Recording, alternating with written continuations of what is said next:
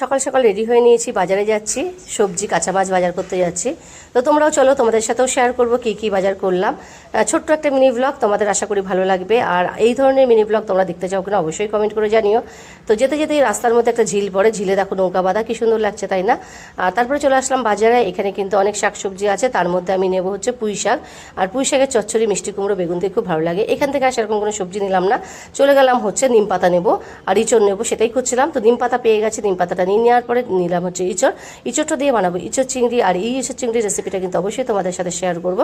আর তারপরে চলে গেলাম হচ্ছে টমেটো নেবো। আর এখন কিন্তু বাজারে টমেটো যেরকম সস্তা সেরকম কিন্তু ফ্রেশ, দেখো এর জন্য বেশি করে টমেটো নেবো। আমি যেহেতু 2-3 দিনের বাজার করি তাই একটু বেশি করে নিয়ে নিলাম।